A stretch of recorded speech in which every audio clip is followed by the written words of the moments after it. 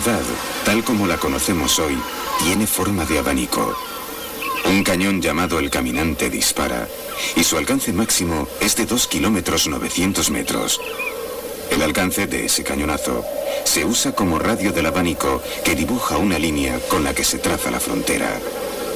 Esto se acuerda a principios del siglo XIX, y desde entonces se mantiene hasta ahora. Lo que hay dentro es una ciudad atípica, interesante y netamente fronteriza. Afortunadamente, el mapa sobre el que se estableció la frontera aún se conserva.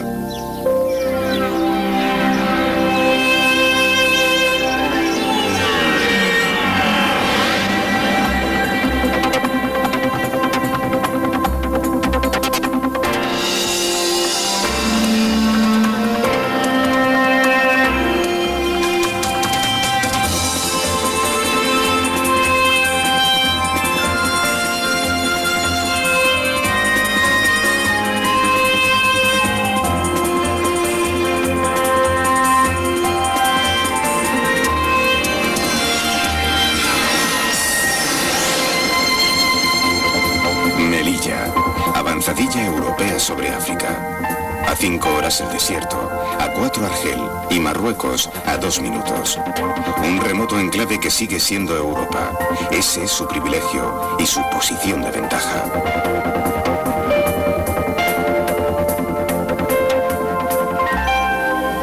Aquí están los primeros recintos, el núcleo donde nació la ciudad.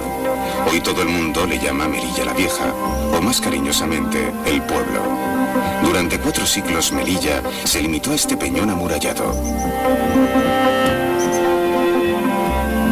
Los reyes católicos decidieron hacer del sitio una cabeza de puente para ensanchar su influencia en el norte de África, además de proteger el Mediterráneo. De modo que el duque de Medina Sidonia envió a Pedro de Estopiñán para ocupar y reedificar la vieja ciudad, y así lo hizo. Cuando llegaron, Melilla tenía ya una larga historia a su espalda. En los siglos VIII y VI a.C., los fenicios fundaron una factoría comercial conocida como Metagonium, que después fue cartaginesa y se denominó Acros, y posterior y definitivamente Rusadir. Fue romana y también islámica, y en el siglo X fortaleza andalusí en el norte de África. Desde la llegada de Estopiñán hace 500 años, Melilla no ha dejado de ser ciudad española. En los puestos del mercado central se puede encontrar abundancia y variedad de frutas y pescados. Entre los puestos es posible adivinar multitud de rostros que revelan la pluralidad de su población, así como escuchar la diversidad de lenguas que se hablan en el propio mercadeo. El estrato humano de Melilla no tiene parangón en la península. Un alto porcentaje de la población es musulmana. Existe una pequeña comunidad india, una asentada población gitana y casi 1 millar de origen hebreo sobre un total de 70.000 habitantes, cuya mayoría es de origen peninsular.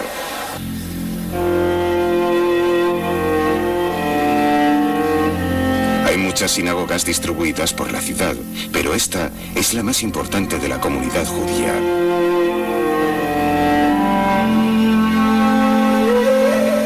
El templo hindú tiene las dimensiones de un oratorio. Las mezquitas son abundantes. La mezquita central tiene un tamaño que da idea del número considerable de fieles. El cementerio musulmán es muy reciente, ya que en el pasado eran enterrados en lo que hoy es territorio marroquí. El cementerio tiene su propia mezquita.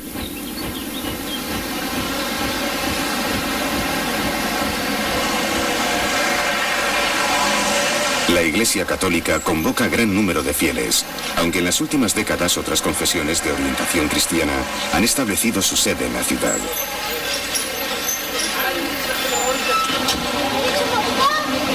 Melilla es polirreligiosa y multicultural, aunque el estilo de vida de sus habitantes sea unívocamente occidental.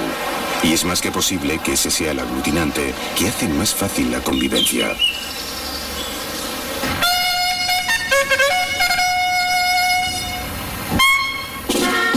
Cuerpo de regulares. Quizá Quizá usted no conozca a ningún melillense, pero es raro el español que no tenga un familiar o un amigo que no haya hecho la mili en Melilla. Esta es tierra militar por excelencia y su presencia lo fue aún más en el pasado.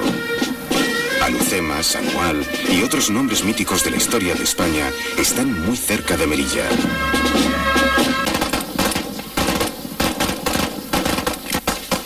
Ejercicios en el tercio. La Legión.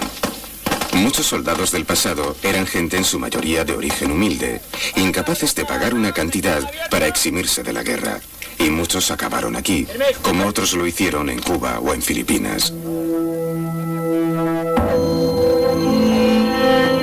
Al igual que la ciudad, el cementerio de Melilla no está sobrado de espacio. Del mismo modo, los muertos expresan la variedad étnica de los vivos y ratifican que la convivencia entre distintas religiones no es algo de antes de ayer.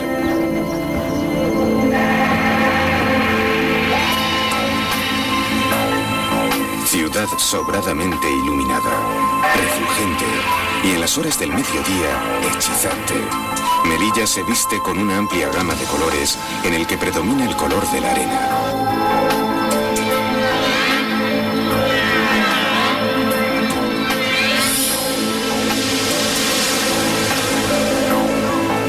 Arena del monte Gurgú, arena del mar, ciudad a medio camino entre lo uno y lo otro.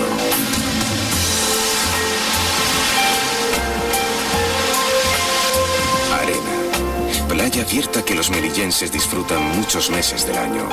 Si medio perímetro lo trazó el tiro de cañón, el otro medio lo hizo el mar.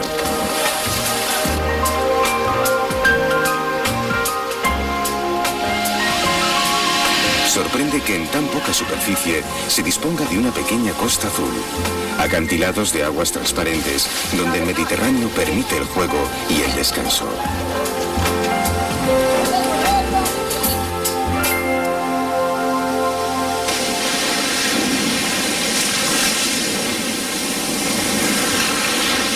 Esta playa no existía, era parte de un foso navegable que había sido hecho a pico y pala. La península se había convertido en isla, cuya entrada era la Puerta de Santiago. En su interior, la capilla del mismo nombre, pequeña y si se quiere insignificante, pero una joya. Es la única construcción gótica religiosa del continente africano.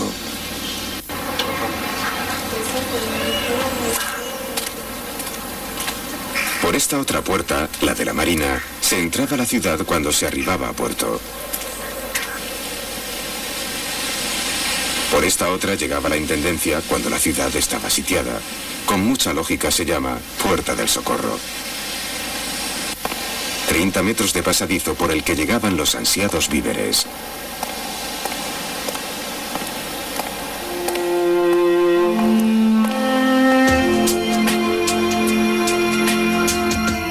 Los expertos distinguen un primer recinto del siglo XVI, un segundo del XVII y un tercero del XVIII. Pero lo que a nosotros nos llega de Melilla la Vieja es un conjunto armónico. Los ingenieros militares de todas las épocas fueron construyendo, adaptando y dejando en pie solo aquello que les era de utilidad. Melilla la Vieja es una belleza heterogénea, donde un faro del siglo XX convive con un cañón del XVIII o una muralla del XVI. Pero si este es el escenario, no hace mucho rehabilitado, hay que esforzar la imaginación para sentir lo que pudo ser su historia. La iglesia de la Purísima Concepción tiene más de 300 años, y aunque es muy frecuente que esté vacía, no cuesta suponer que en torno a su patrona, este sería uno de los lugares de reunión de parroquianos en momentos de asedio.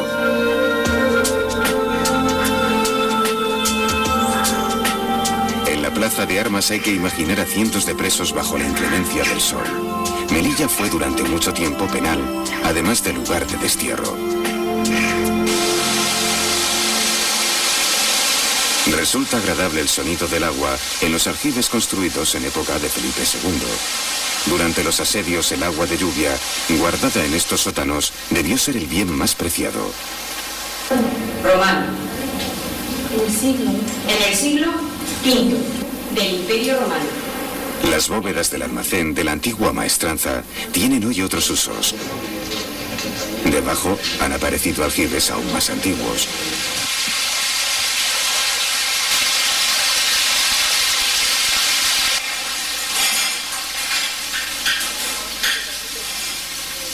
La escuela de hostelería es una adaptación dentro de otro de los almacenes de la ciudad vieja.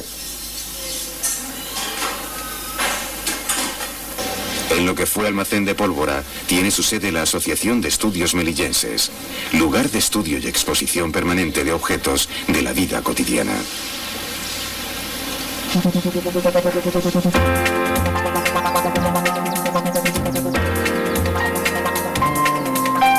Uno de los edificios más importantes de Melilla la Vieja es el Hospital del Rey, que actualmente alberga el archivo y el servicio de publicaciones de la ciudad.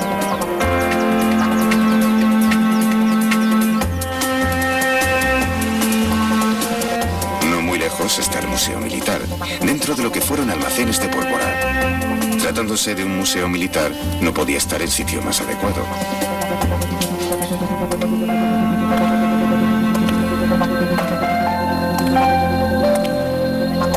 Poca gente sabe que Melilla la Vieja está horadada y llena de cuevas. A partir de la primera mitad del siglo XVIII se excavaron para hacerlas invulnerables a los bombardeos. Las cuevas del conventico, convenientemente restauradas, fueron construidas en 2 plantas y sus ventanas dan al acantilado. En momentos de asedio, aquí se llegó a oficiar misa. La cueva se ensancha y tiene forma de cruz. Sin embargo, lo interesante de Melilla la Vieja es pasearla y sentirla como una totalidad. Y tal vez imaginar con qué apretura, durante siglos, todo lo humano convivió en este forzado espacio.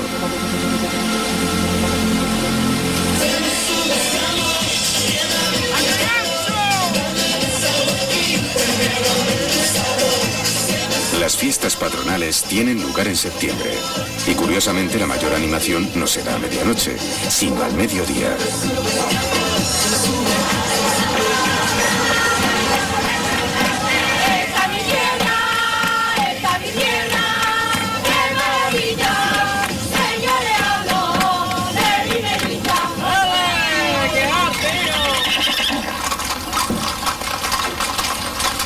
El baile se alterna con el paseo a caballo por sitios que normalmente son feudo de los automóviles.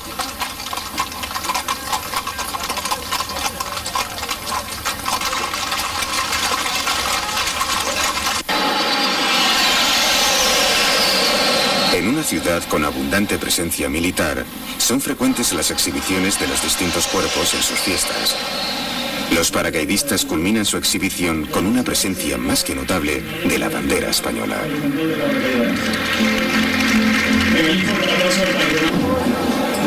La patrona, que tiene su sede en Melilla la Vieja, es procesionada por las calles principales de la ciudad.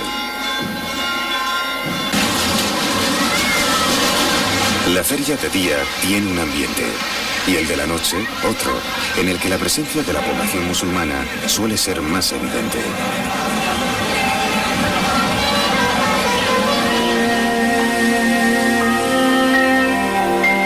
La ciudad limita al sur con todo el continente africano y al norte con el Mediterráneo. Aunque la insistencia en las costumbres españolas mitigan una posible orfandad, no es difícil sentir que durante décadas su posición geográfica la hizo parecer desamparada, como un pariente lejano al que conocemos poco. Melilla es una de las puertas que eligen quienes desean entrar en el continente vecino.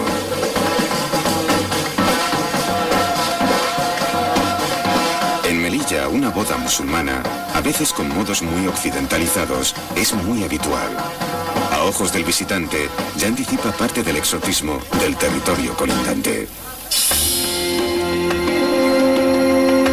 Con su estética orientalizante muy de moda en la primera mitad del siglo pasado, el casino militar ya está indicando que Melilla es un escaparate de un mundo sugerente, una puerta abierta a un espacio de un indudable atractivo turístico. En paralelo, hay una Melilla muy occidentalizada, con bares, cafeterías y terrazas que poco tienen que envidiar a ningún lugar de la península.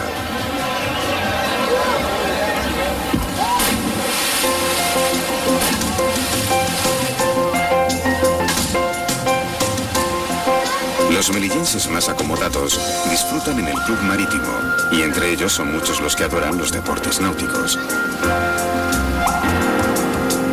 Las estupendas instalaciones de su puerto deportivo son una prueba contundente.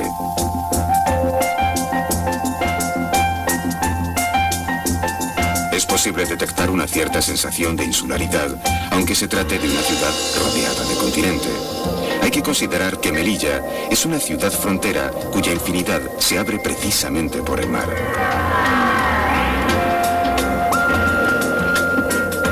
Son varias ya las ediciones puntuables para el Campeonato de España que hacen de las regatas de Melilla un punto de referencia para este deporte, aunque en ocasiones el viento se niega a colaborar y la regata del día no logra empezar.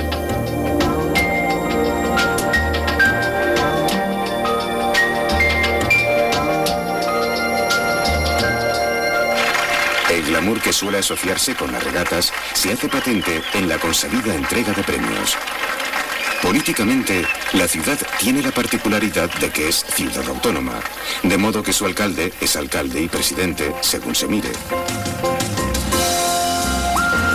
En la Plaza de España está el Palacio de la Asamblea. La Plaza de España es el centro geográfico y neurálgico de la ciudad.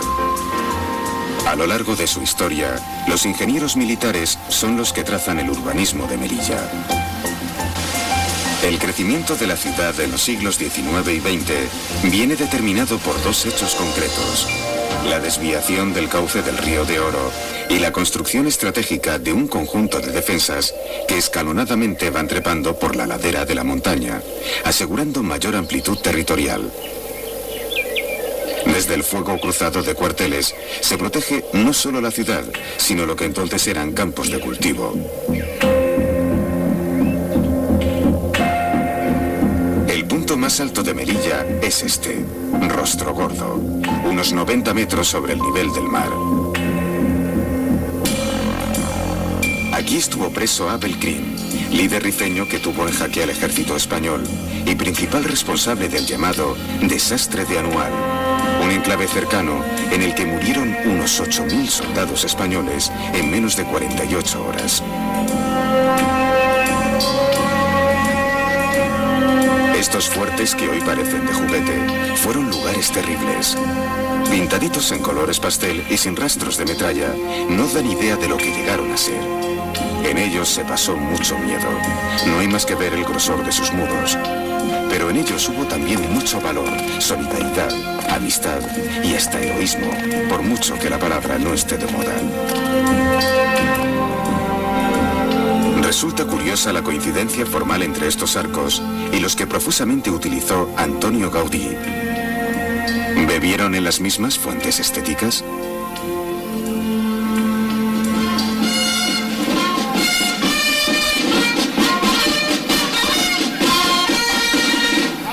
Conmemoración de la llegada de Estopiñán, Día de Melilla, presencia de autoridades.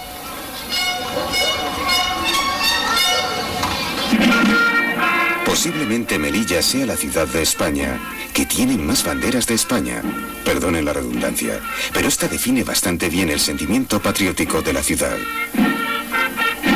Además de la longeva presencia del ejército, no hay que olvidar que los abuelos de muchos melillenses contribuyeron a la defensa del territorio. Y eso queda. Hay otra razón demasiado obvia, la frontera. Pasarla por alto sería hurtar a la ciudad uno de sus perfiles más definitorios.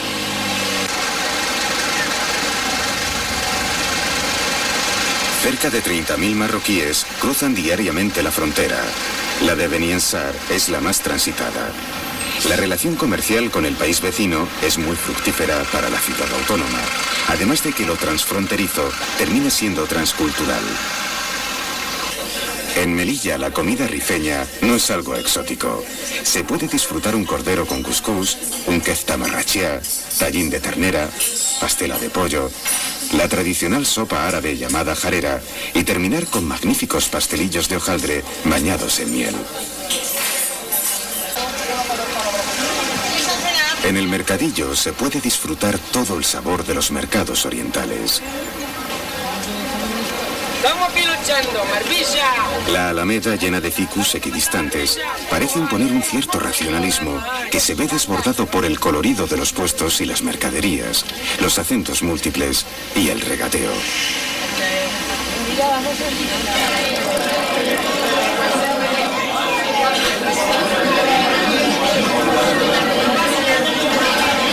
Es muy habitual la presencia de los cafetines, donde disfrutar un reconfortante té, lo cual no impide que al cruzar la calle uno se meta en una cervecería y disfrute con una muy larga lista de tapas, cada cual más sabrosa y abundante, sin que haya que añadir nada al precio de la bebida.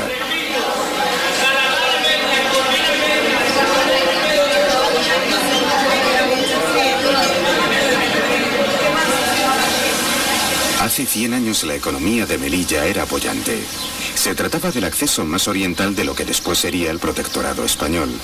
La febril actividad minera y comercial de final del 19 y principios del 20 dio lugar a una burguesía que no quería por menos que disfrutar la misma calidad de vida que en la península. ¿Cuál era entonces el estilo constructivo de moda? El modernismo.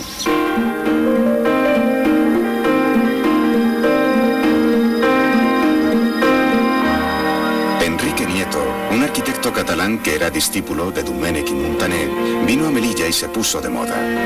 Es verdad que su obra fue muy versátil, pero terminó convirtiéndose en el referente de la arquitectura melillense durante casi 50 años. Además, las clases populares imitaron a las burguesas y terminaron incorporando un modernismo más modesto, a base de molduras y adornos sin pretensiones, pero que daban cierta gracia a las fachadas y dignificaban sus viviendas.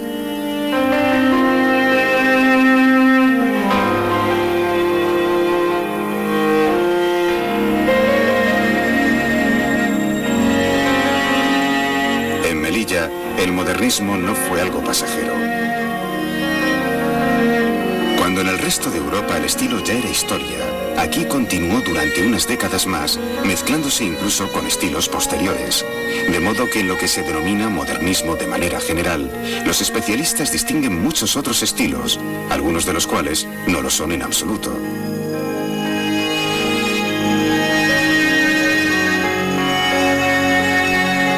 El asunto es que en Melilla se habían creado talleres locales, y esos talleres trabajaron incluso mucho después que el modernismo estuviese pasado de moda.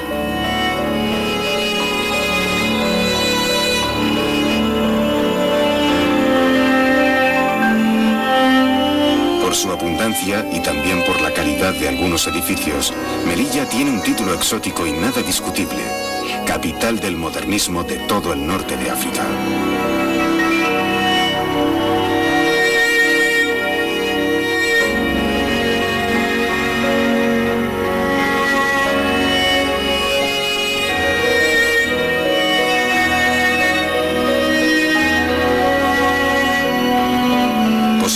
Después de Barcelona, Melilla sea una de las ciudades de España que tenga más patrimonio modernista.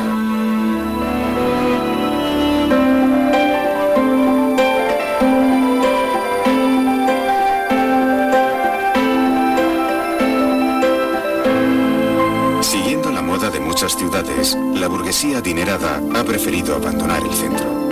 Por decirlo finamente, los edificios no están en el mejor de los estados. Es evidente que hace falta algo más que buenas intenciones para reformar y mantener este insólito patrimonio.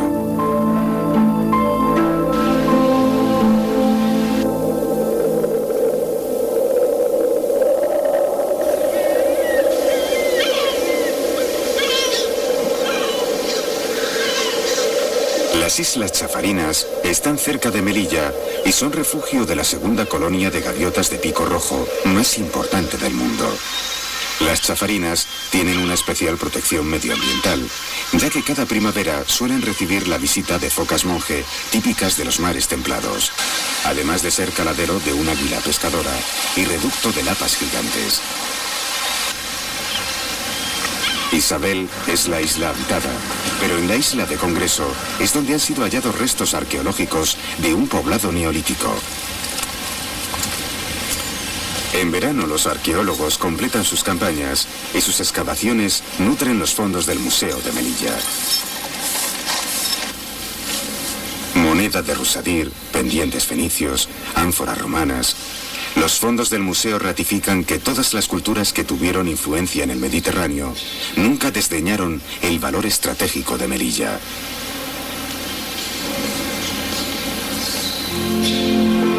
El museo de la ciudad está ubicado en la Casa del Reloj. El actual estado de abandono de la Casa del Gobernador tal vez sugiera la pérdida de valor estratégico de Melilla la Vieja, pero no su encanto.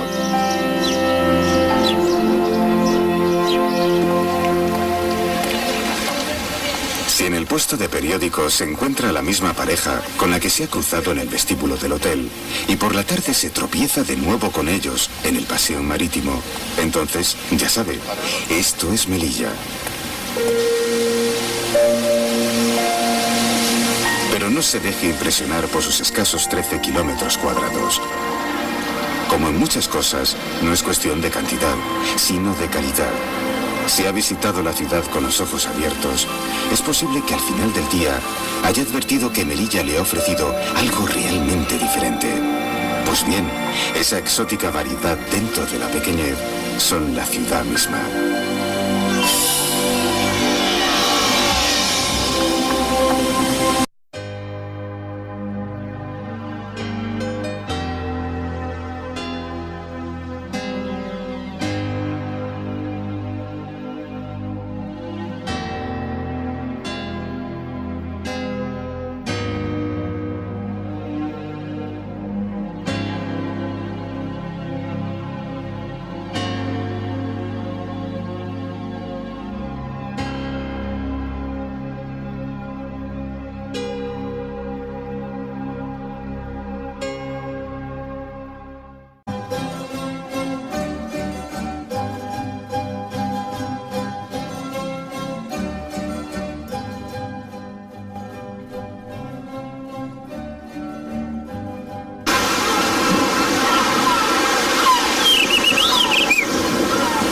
La ciudad, tal como la conocemos hoy, tiene forma de abanico. Un cañón llamado El Caminante dispara, y su alcance máximo es de 2 kilómetros 900 metros.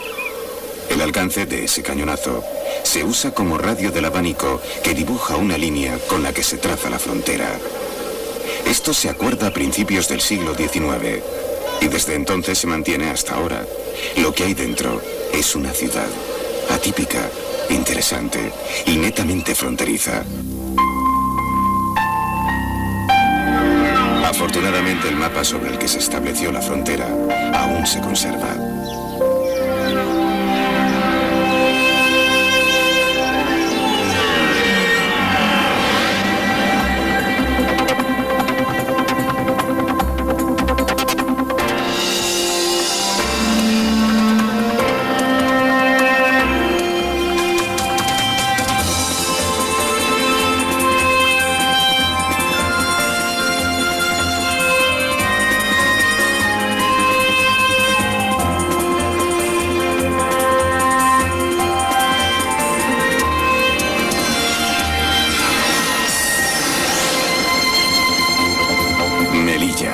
Avanzadilla europea sobre África. A 5 horas el desierto, a 4 Argel y Marruecos a 2 minutos. Un remoto enclave que sigue siendo Europa.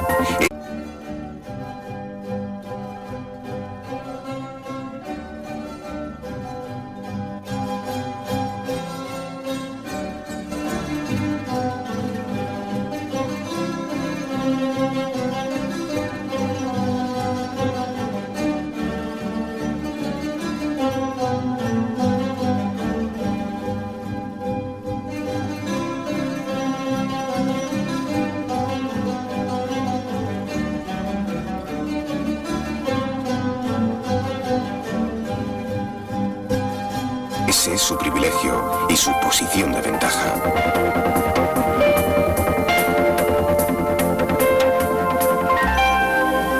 Aquí están los primeros recintos, el núcleo donde nació la ciudad. Hoy todo el mundo le llama Melilla la Vieja, o más cariñosamente, el pueblo. Durante 4 siglos Melilla se limitó a este peñón amurallado.